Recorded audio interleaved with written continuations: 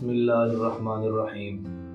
السلام علیکم میرے پیارے ویورز، آج ایک اور نئی ویڈیو کے ساتھ آپ کے سامنے حاضر ہوئے ہیں۔ یہ جو نسخہ میں آپ کو بتانے جا رہا ہوں، یہ جن کے گھٹنوں میں جسم کے کسی بھی حصے میں درد ہو،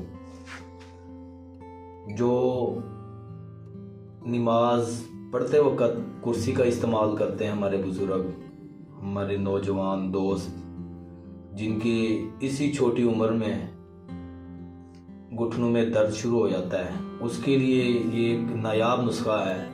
یہ ہم آپ کو ان کے اجزاء بتاتے ہیں، ان کا کس طرح بنانا ہے۔ سب سے پہلے یہ خشک پودینہ ہے، اس کا ہم نے پاؤڈر بنا لیا ہے اور یہ گندھک آملہ سار، اس کا بھی یہ پاؤڈر بنا لیا ہے۔ دیسی اجوائن، اس کا بھی یہ پاؤڈر بنا لیا ہے۔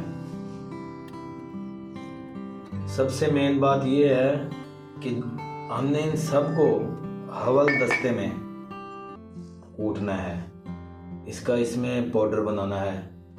اس سے دوائی کی تاثیر بڑھ جاتی ہے۔ جو گرائنڈر کرتے ہیں، گرائنڈر میں اس کا پاؤڈر جل جاتا ہے، اس کی تاثیر ختم ہو جاتی ہے چیز کی، اس سے فائدہ نہیں ہوتا۔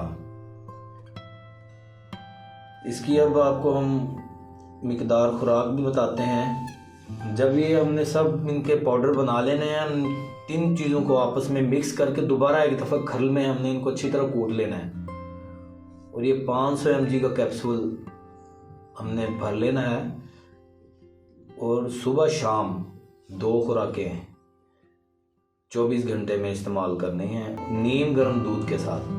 کھانے کے تقریباً آدھا پونا گھنٹے بعد ہم نے یہ کیپسول لینا ہے۔ انشاءاللہ یہ جو گھٹنوں کا درد ہے، 5ویں سے 6ٹھے دن انشاءاللہ کبھی اس کے نزدیک یہ گھٹنوں کا درد نہیں آئے گا۔